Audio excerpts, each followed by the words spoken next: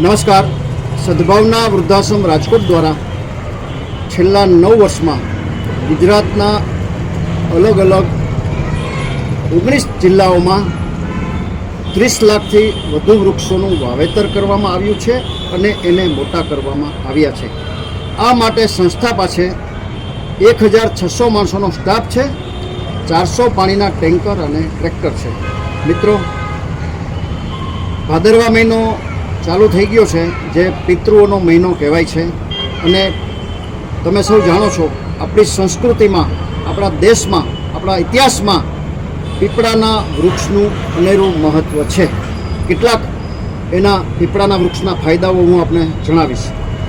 પીપળાનું વૃક્ષ છે એ સ્વયં વિષ્ણુ ભગવાનનું જ સ્વરૂપ છે. ટૂંકમાં વિષ્ણુ ભગવાનનો એમાં વાસ છે. એને દેવવૃક્ષ કહેવાય છે. પીપળાના વૃક્ષોની ડાળીઓમાં નારાયણ વસે છે. એના પાંદડાઓમાં ભગવાન હરિનો વાસ છે. ગીતામાં શ્રી કૃષ્ણ ભગવાને સ્વયં કહ્યું છે, વૃક્ષોમાં હું પીપળો છું. પીપળાના વૃક્ષને પાણી પીવડાવીએ તો બધા પાપોનો નાશ થાય છે અને સ્વર્ગમાં સ્થાન મળે છે. પીપળાઓમાં પિતૃઓનો વાસ હોય છે. આ પીપળાના વૃક્ષમાં દેવોનો પણ વાસ છે. પીપળાનું વૃક્ષ છે એ 50થી વધુ અલગ અલગ રોગોમાં ખૂબ ઉપયોગી છે. અને એવું કહેવાય છે કે પીપળાના વૃક્ષનું આયુષ્ય 1000 વર્ષનું છે. મિત્રો, ઉપરાંત આપ સૌ જાણો છો, એક વૃક્ષ આપણે વાવીએ તો 200, 500, 1000 વર્ષ સુધી નાના નાના જીવો છે એનું એ કાયમી રહેઠાણ હોય છે. એનું કાયમી પેટ પણ એમાંથી જ ભરાય છે. ટૂંકમાં એક વૃક્ષ છે એ હજારો લાખો જીવો માટે કાયમી અન્નક્ષેત્ર બની રહે છે.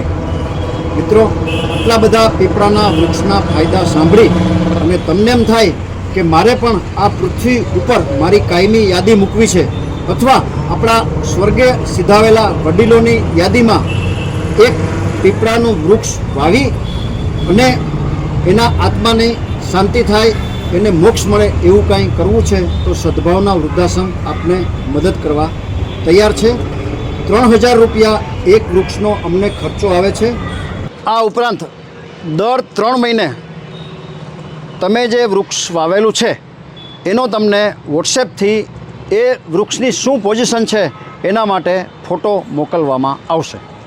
આ ઉપરાંત આપને એટલે કે ડોનરને એ વૃક્ષનું લાઈવ લોકેશન પણ મોકલવામાં આવશે, જેથી તમે ગમે ત્યારે એ વૃક્ષની મુલાકાત લઈ શકો છો.